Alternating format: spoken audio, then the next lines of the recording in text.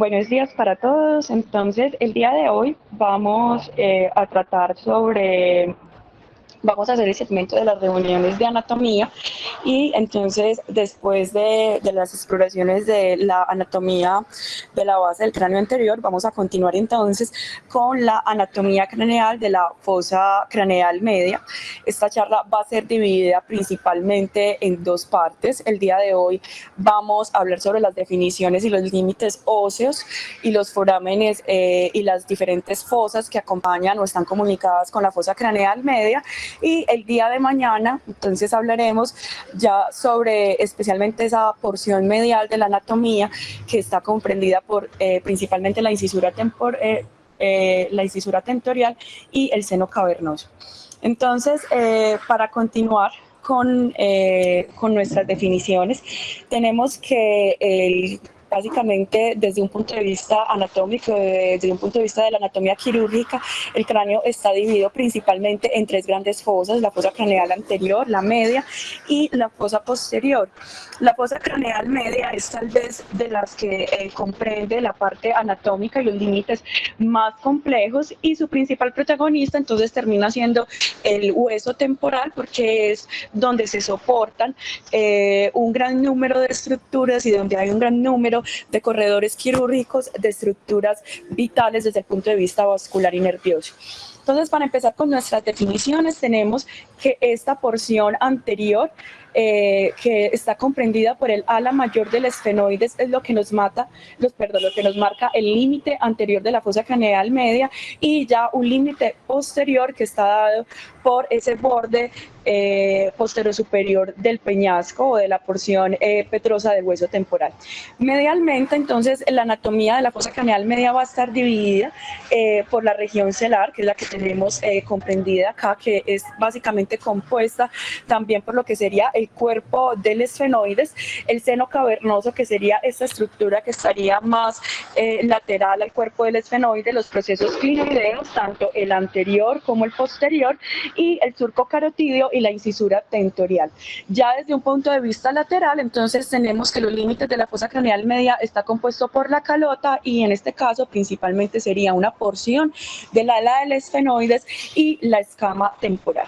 Entonces, como habíamos dicho en nuestra introducción, el objetivo de la charla del día de hoy es hablar sobre la anatomía ósea de esa porción lateral de la base del cráneo. Recordemos que desde un punto de vista de corredores quirúrgicos, también se divide la porción de la base del cráneo en dos porciones laterales y una central. Entonces, la porción lateral va a estar comprendida por toda esa porción que queda lateral al surco, al recorrido de la arteria carótida en su porción cavernosa, y lo que queda medial a esta, entonces va a corresponder a ese corredor quirúrgico medial. Entonces, iniciando entonces con ello, podamos visualizar varias estructuras importantes. Como les había mencionado, estamos hablando que el principal componente de la fosa craneal media va a ser el hueso temporal. Entonces tenemos en esta imagen principalmente la porción petrosa del hueso temporal, y vemos que debajo de ella van a haber muchos surcos y también van a haber muchas prominencias, especialmente que nos van a demarcar las estructuras del oído medio, y muchas de estas estructuras entonces se van a relacionar con forámenes por donde van a estar comunicados diferentes nervios y diferentes estructuras vasculares hacia la fosa infratemporal y hacia la fosa pterigopalatina.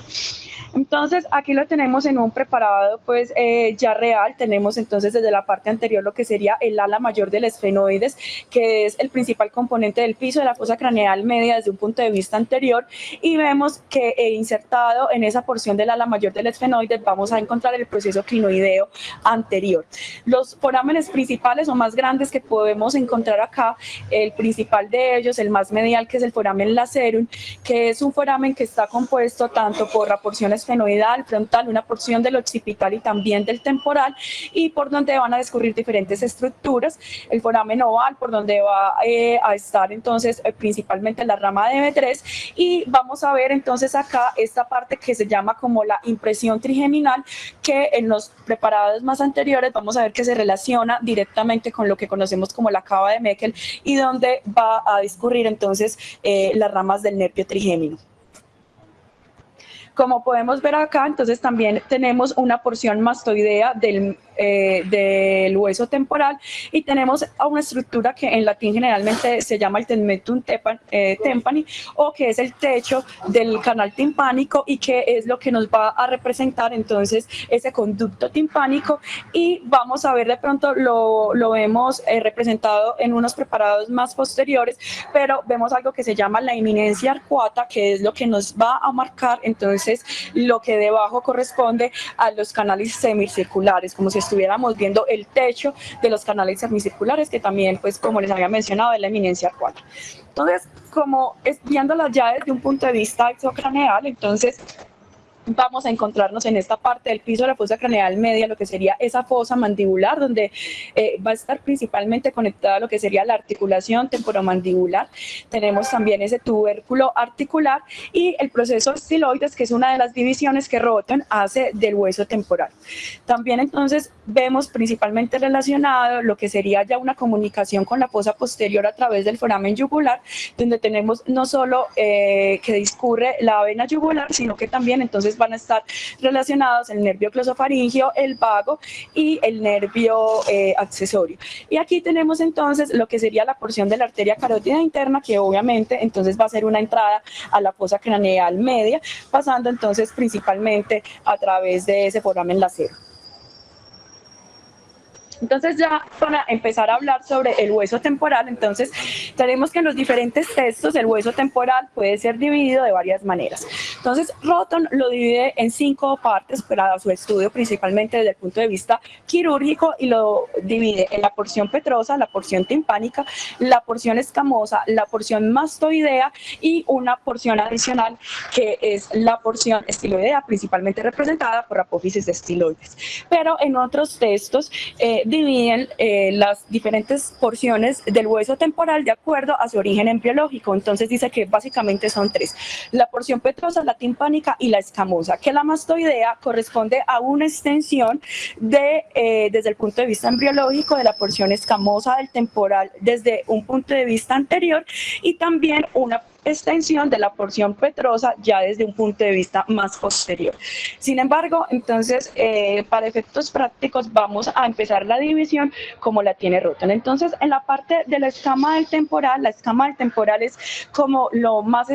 lateral, que vamos a estar expuestos desde un punto de vista de abordaje a la fosa craneal media, y está compuesto entonces principalmente por esa porción de la escama. Aquí podemos ver en un conducto en una visión medial de la escama del temporal esta estructura que les había mencionado, que es el tegmentum tympani, que va a corresponder entonces al techo del conducto timpánico, y como les había mencionado, esta eminencia arcuata que nos está hablando del techo de los canales semicirculares. También vemos muy bien, y que los vemos en las craniotomías, los surcos vasculares que nos marcan el recorrido de la arteria meningia media, especialmente relacionada con las patologías de los hematomas epidurales, pero también lo que nos sirve como principal referencia anatómica desde un punto de vista quirúrgico y también en las imágenes diagnósticas, entonces es la apófisis cigomática del temporal, que nos va a conectar con el cigoma ya en una región más anterior. Y tenemos que ese cigoma entonces va a estar conectado desde el punto de vista de la base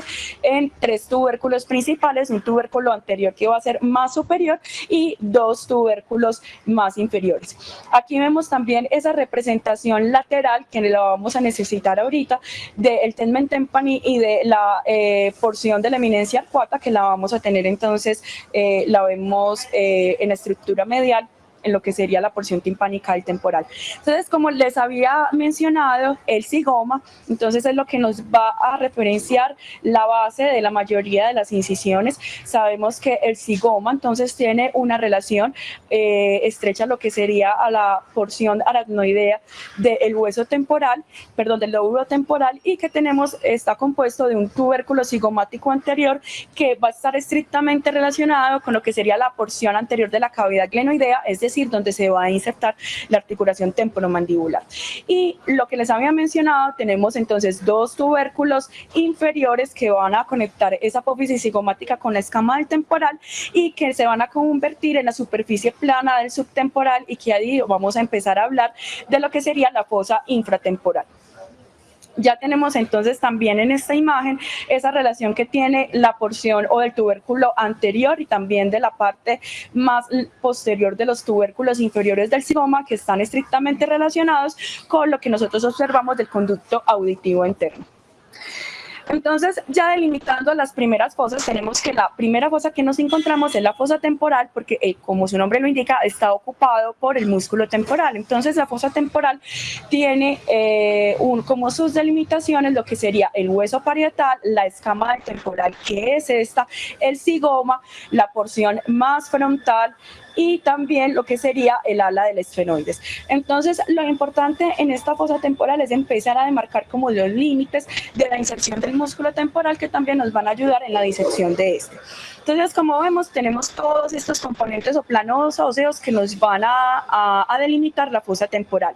Pero lo principal y que nos sirve como referencia, no solo para la disección del músculo, sino incluso para la inserción del cabezal, es esa línea temporal superior, que esa línea temporal superior incluso va a descender en la parte más posterior y nos va a conectar directamente con la mastoides, pero que esa línea temporal superior hace parte es del hueso parietal. Y lo que nos está demarcando es la apófisis, o lo que sería, la aponeurosis y la fascia más superficial del músculo temporal. Y ya la línea temporal inferior lo que nos está marcando es propiamente donde se insertan estas fibras musculares del hueso temporal.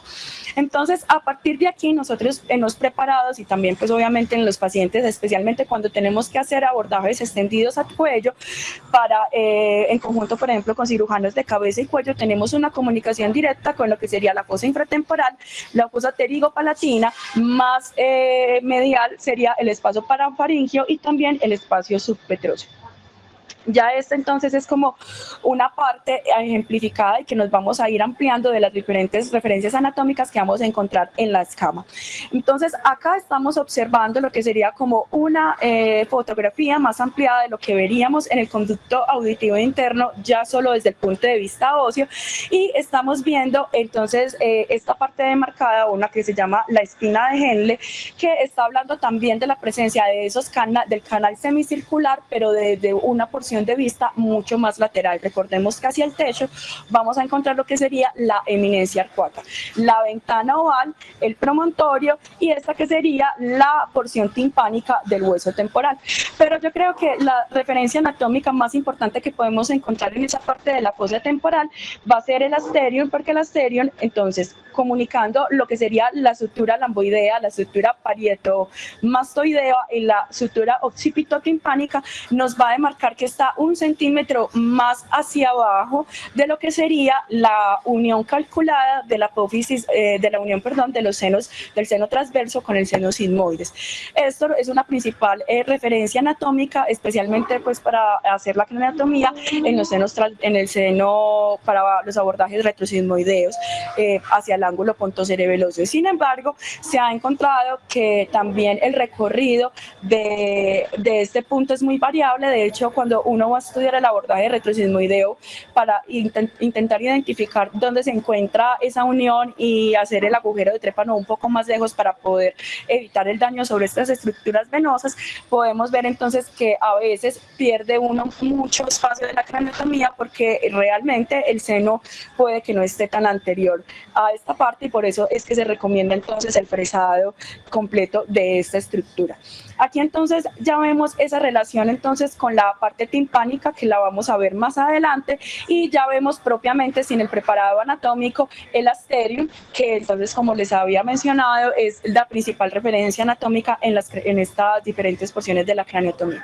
Ya entonces viendo como una visión inferior de lo que sería entonces esa fosa temporal, entonces aquí tenemos esa cavidad glenoidea que como les había mencionado es el espacio que va a estar destinado para la inserción de la articulación temporomandibular,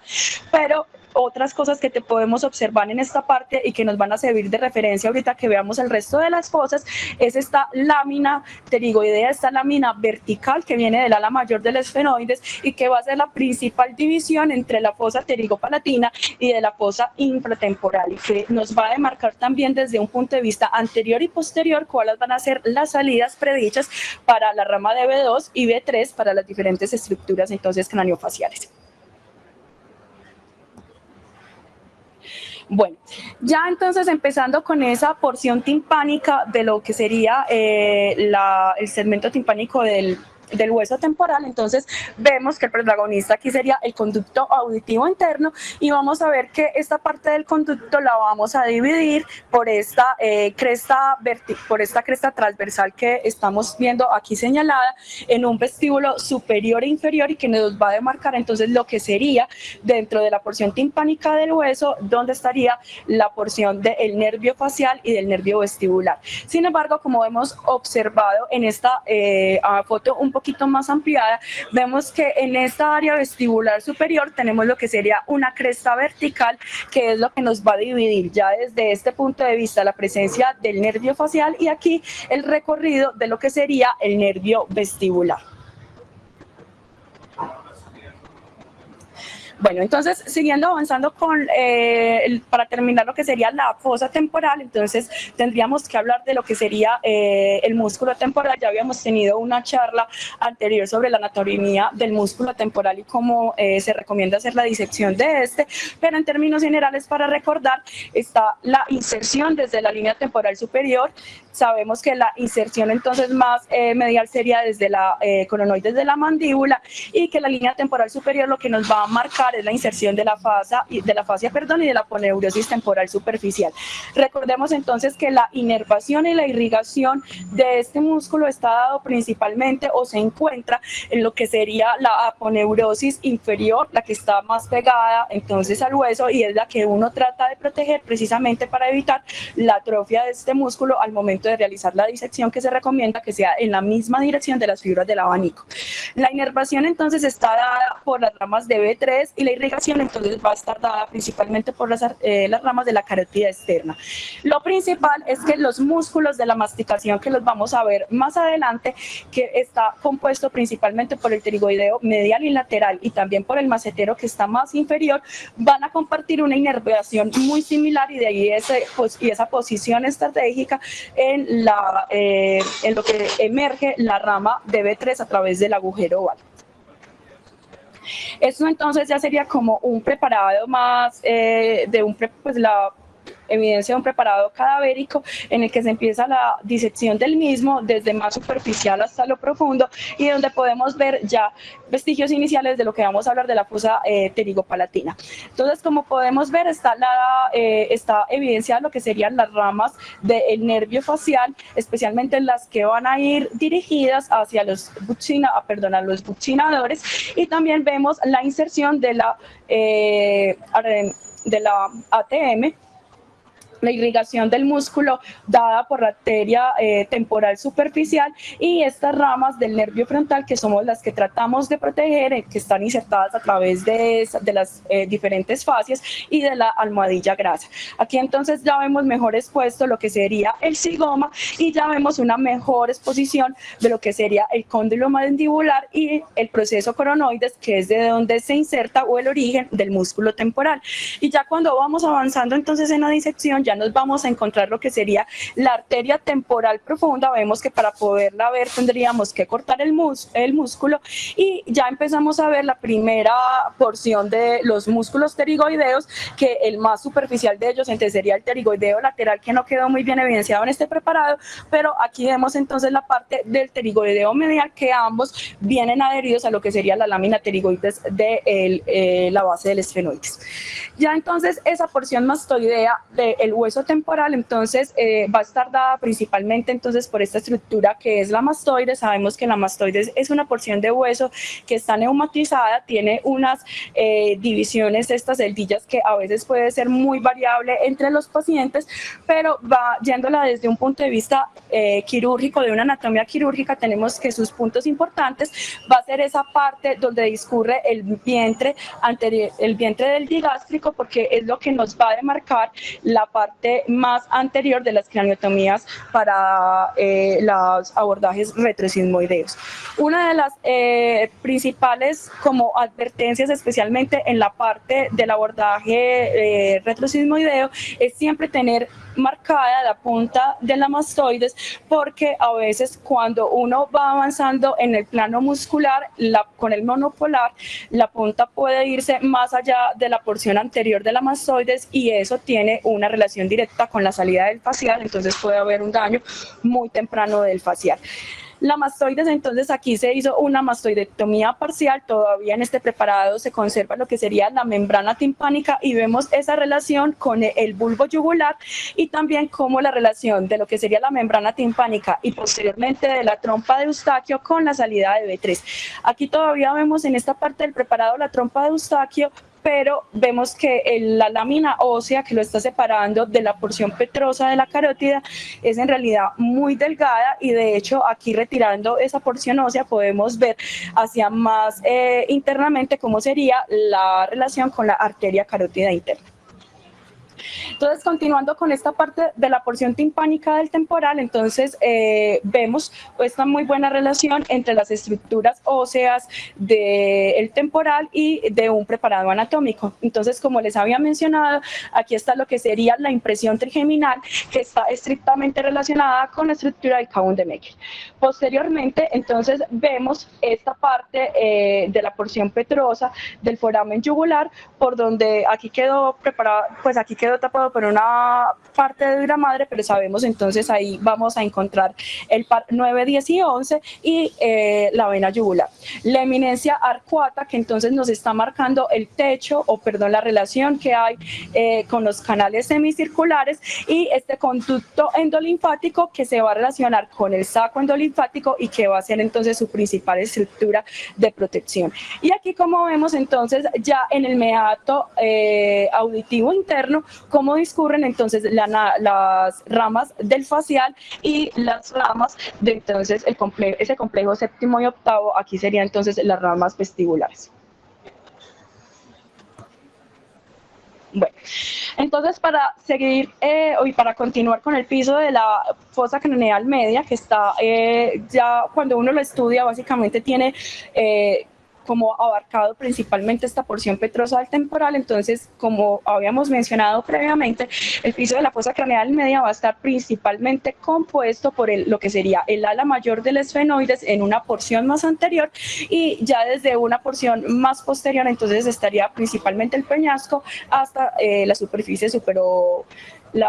y posterior del peñasco. Entonces, en este preparado podemos ver esta relación que existe entre el piso de la fosa craneal media con esta fosa temporal. Aquí tenemos parcialmente disecado lo que sería el músculo temporal y como más medialmente entonces van a discurrir estas fibras, la rama de B3 que nos va a ir a comunicar directamente con lo que sería la fosa pterigopalatina y también tenemos la rama de B2 que nos va a comunicar entonces esa rama maxilar que va a ir precisamente a la fosa infratemporal y también las ramas de B1. Como vemos aquí nos estamos acercando más a una porción de la órbita del seno cavernoso, entonces por eso nos vamos a encontrar con los nervios oculomotores y también nos vamos a encontrar con la porción cavernosa de la arteria carótida interna. Aquí entonces tenemos demarcado lo que ya habíamos estudiado previamente, que era la porción timpánica del hueso temporal y el segmento petroso de la carótida, que aunque aquí no lo hemos señalado, ya podemos ver el nervio petroso mayor que discurre alrededor de ella y que más anterior, uniéndose con el nervio petroso inferior, petroso menor, perdón, van a formar el nervio ovidiano. Aquí está un poco entonces mejor disecado, podemos ver entonces más precisamente lo que sería el nervio petroso mayor, la trompa de Eustaquio, que como les dije es una rama, es una superficie ósea muy delgada que nos está separando entonces la parte de las estructuras del oído medio con la carótida y también observamos este plejo, el plejo pterigoideo, que hace una unión entre, desde el punto de vista venoso, que es muy importante especialmente para la diseminación de neoplasias a este nivel, con el seno cavernoso y la fosa pterigopalatina. Dentro entonces de la porción petrosa del temporal, entonces tenemos varias estructuras importantes, pero sabemos que el principal protagonista acá va a ser el recorrido de la arteria carótida, dado principalmente por este conducto carotídeo, ya que a través de él emerge la arteria carótida, pasando desde un punto de vista más anterior y lateral, lo que sería al agujero rasgado, y también acompañada de los nervios petrosos, como les había mencionado en el preparado anterior, además de las estructuras del oído medio y de las eminencias que podemos ver superiormente, que sería el techo de la caja timpánica y lo que sería las eminencias arcuatas. Entonces aquí ya viéndolo desde una posición más cercana en el preparado anatómico, nuevamente vemos las ramas de B1, B2 y B3 que discurren entonces de lo que o vendrían desde el Kabum de Meckel, y la relación con la arteria carótida en ese segmento petroso de la carótida, que vemos que es un segmento que va muchísimo más horizontal y que tiene entonces desde un punto de vista lateral una relación muy estricta con las estructuras del oído medio, que ya los habíamos mencionado. Aquí entonces desde un punto de vista más anterior vamos a ver lo que es el músculo pterigoideo lateral. Entonces con ello prevemos que desde un punto de vista inferior lo que encontraríamos óseo, la estructura ósea que encontraríamos sería la lámina pterigopalatina desde el punto de vista esfenoidal. Entonces, para ir entonces abarcando lo que serían las otras fosas que se comunican, la fosa craneal media, entonces tendremos la fosa infratemporal y la fosa pterigopalatina. Como les mencionaba, son unas estructuras que están por debajo de la arteria, de la fosa craneal media, y que van a estar comunicados a través del foramen espinoso en la infratemporal, la fisura orbitaria inferior y el foramen oval para la pterigopalatina, y que ellas a su vez van a estar separadas de lo que sería la fisura pterigopalatina y también esa lámina vertical pterigopalatina del hueso esfenoides. Entonces acá tenemos lo que les había mencionado previamente, estos músculos que nos acompañan en la masticación. Tenemos el músculo pterigoideo medial, el pterigoideo lateral, que se conectan entonces precisamente con este proceso pterigoideo, que aquí lo vemos mejor en esta imagen, y como les había mencionado al principio de la charla, como este proceso pterigoideo nos demarca lo que sería la porción más anterior por donde iría la rama de B2 y el foramen oval por donde emerge B3. También la importancia de esta imagen está porque el canal carotídeo va a tener una relación muy importante cuando venimos en la porción más superior de lo que sería la carótida cervical, en el proceso estiloides o esa otra porción estiloidea que divide Roton, que básicamente su importancia es porque la apófisis estiloides actúa como el sitio de inserción de varios músculos, y también medialmente esa relación que existe con lo que sería la espina del esfenoides. Estas estructuras rodean la carótida y de hecho se reportan como una de las principales estructuras que uno tiene que identificar en las tomografías de los pacientes que tienen fracturas de base de cráneo, porque muchos de ellos pueden tener traumas vasculares. Tenemos esta superficie mandibular o glenoidea que también nos permite protegerlo a carótida desde un punto de vista lateral, y ya tenemos más posterior la mastoides.